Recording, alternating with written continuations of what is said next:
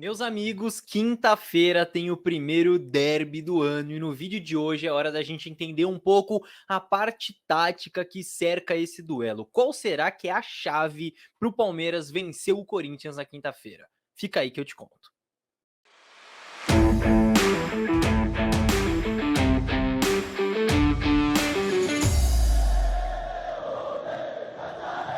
Salve, salve você que acompanha a Análise Verdão aqui no YouTube. Meu nome é Leonardo Suzuki, sejam muito bem-vindos a mais um vídeo, rapaziada. É isso aí.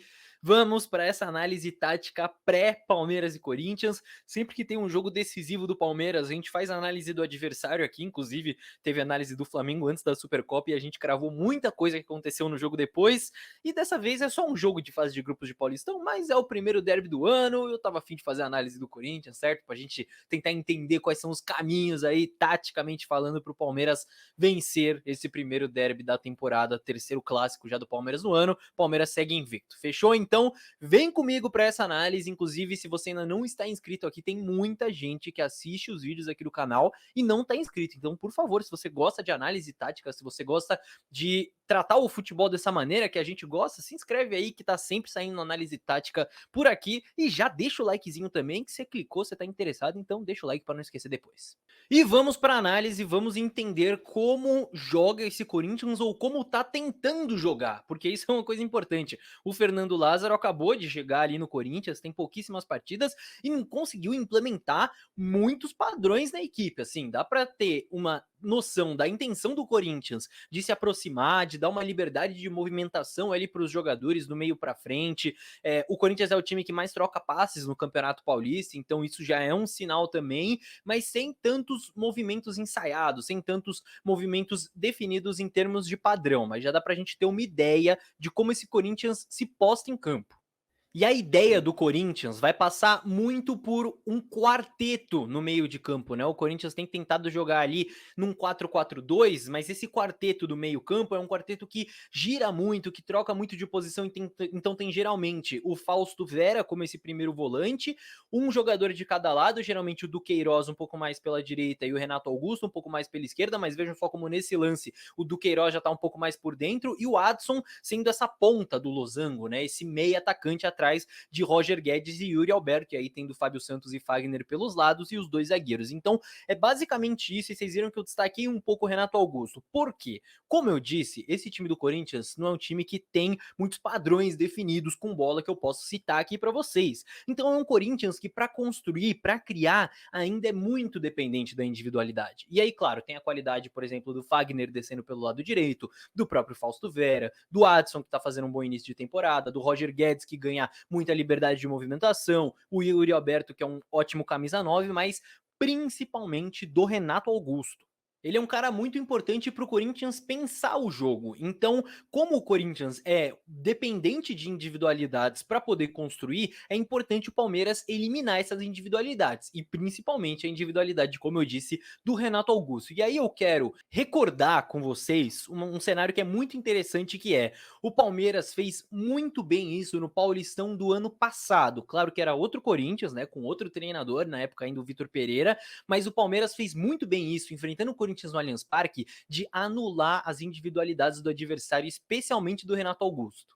E vejam só o que o Palmeiras fez naquele jogo contra o Corinthians. Encaixes muito bem definidos. Então aqui estou mostrando o Zé Rafael com o Paulinho, o Veiga com o Duqueiroz, o Marcos Rocha com o William, que ainda estava na época do Corinthians, mas simplesmente Danilo com o Renato Augusto. Esse era o ponto, acho que principal, e aí que tá o X da questão. Por isso que eu quis mostrar para vocês essa imagem. O Danilo era um cara muito importante quando o Palmeiras marcava nessas perseguições, em jogos mais importantes, em estratégias mais específicas. Nesse jogo ele pegou o Renato Augusto 1-1 e anulou o Renato Augusto do jogo. Então, se o Palmeiras utilizar mais uma vez essa estratégia para tentar eliminar essas individualidades do Corinthians, e especialmente o Renato Augusto, a pergunta que fica aqui é: quem que pega quem nesse negócio? Então agora, sem o Danilo, para mim tem 4 alternativas que respondem a essa pergunta. Eu quero que você acompanhe comigo e depois comente aqui qual você acha que é a melhor, certo? Primeiro, o Zé Rafael. Zé Rafael junto com o Renato Augusto. Que faz sentido pelo poder de marcação que o Zé Rafael tem, pela força física, pelo fato dele virar esse 5, né? O Abel falou que ele é o substituto do Danilo agora. Então faz sentido por esse lado, mas por outro, vai tirar o Zé Rafael de posição? Como eu disse, a ideia do Corinthians é ter bastante mobilidade, então o Renato Augusto muitas vezes abre pelo lado, cai por dentro, troca de posição com outros jogadores. Se o Zé Rafael perseguir muito o Renato Augusto, vai tirar o Zé Rafael de posição, talvez não seja bom nesse sentido. Segunda alternativa, o Gabriel Menino. Acho que faz mais sentido pela mobilidade, né? Não tem tanto poder de marcação quanto o Zé Rafael, é um ponto negativo. Tem um pouco mais de mobilidade, um ponto positivo, mas aí vem outra coisa. Com o menino sendo deslocado junto com o Renato Augusto, vai deixar só o Zé Rafael defendendo o centro do campo, à frente ali da zaga? Também pode ser problema. Terceira alternativa, um outro jogador ou outros jogadores, né, marcarem o Renato Augusto, dependendo da posição do campo em que ele tá. Então, se ele estiver mais próximo do jogador X, é o jogador X que vai fazer um encaixe mais próximo dele. Se é o jogador Y, é outro jogador, sabe? Então, dependendo de onde cai o Renato Augusto, cada jogador ali cuida desse encaixe mais próximo para sempre tentar tirar essa individualidade.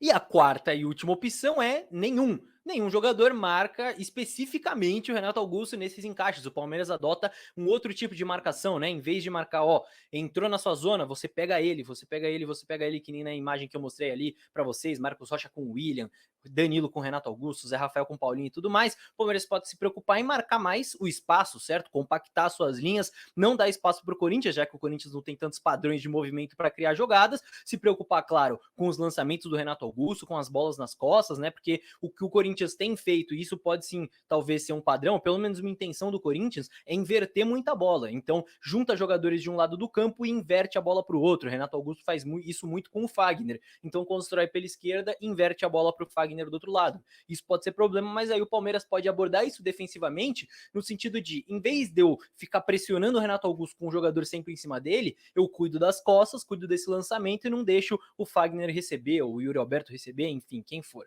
São alternativas.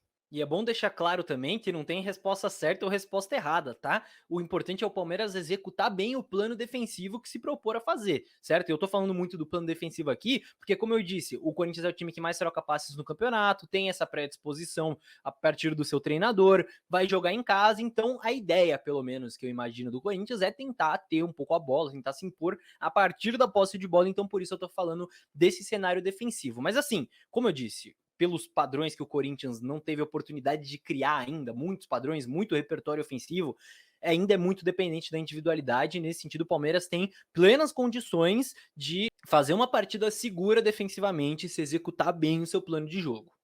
Agora, outro motivo importante do porquê eu foquei tanto nessa parte defensiva é porque, ofensivamente falando, na parte do Palmeiras e defensivamente na parte do Corinthians, os espaços para o Palmeiras atacar, para o Palmeiras aproveitar, devem aparecer meio que naturalmente. Olha esse lance aqui contra a Portuguesa. Então vejam como o Corinthians vai tentando construir desde trás, certo? Então tem ali os zagueiros, esses veem o Fábio Santos ser um lateral um pouco mais construtor, o Fagner já é um lateral que fica um pouco mais aberto, que tenta ser um pouco mais flecha, né? Atacar um pouco mais a defesa do adversário, os meio-campistas tentando achar espaço por dentro, mas vejam só como a portuguesa que é a vice-lanterna do Campeonato Paulista, tá? É bom frisar. Marca através desses encaixes curtos ali, né? Próximos dos jogadores, então vocês veem pela flechinha o jogador da portuguesa ali, quem tá vigiando quem, elimina essas opções de passe do Corinthians e só aí já dificulta muito a construção do Corinthians. E um ponto muito importante agora é a partir do momento em que o adversário recebe, quebrar essa pressão inicial. E aqui eu acho que o Palmeiras pode encontrar muito espaço, porque é aquilo que eu falei, o Corinthians vai se predispor a aproximar jogadores, certo? Aproximar jogadores da bola. Então, quando o Palmeiras recupera a bola, vão ter muitos jogadores do Corinthians ali próximos.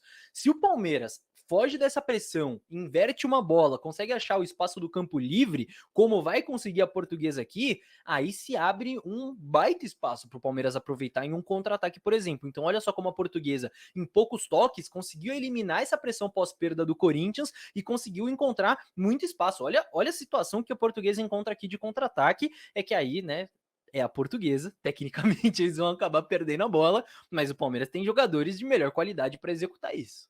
E isso eu falei no contra-ataque, né, superar essa pressão pós-perda do Corinthians, que por ser clássico, claro, os jogadores vão estar mais pilhados e tal, torcida, claro que tudo muda, né, intensidade, ritmo e tudo mais.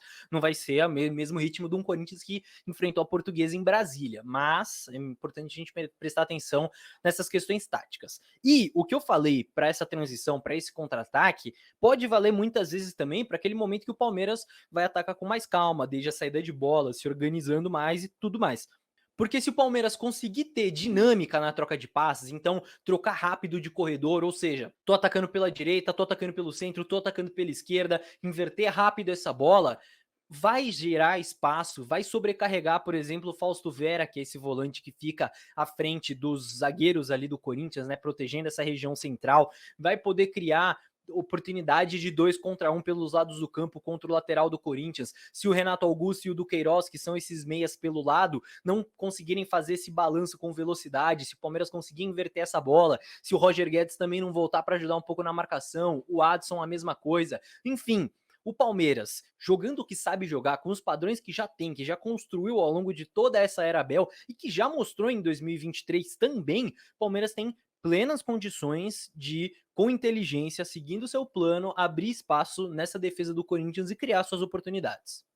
Agora, você que está acompanhando essa análise até aqui, inscreva-se no canal e deixa o like. Você gostou de tudo que eu falei, eu tenho certeza que você ficou até aqui. Então, se você curtiu, me dá essa moral porque é de graça, são 2 cliques de graça. Se você ainda não está inscrito, clica no botãozinho e já se inscreve. E se você ainda não deixou o like, deixa o likezinho aí, é de graça, é só um clique, mostra que você gostou do vídeo e recomenda esse vídeo para ainda mais palmeirense. Fechou?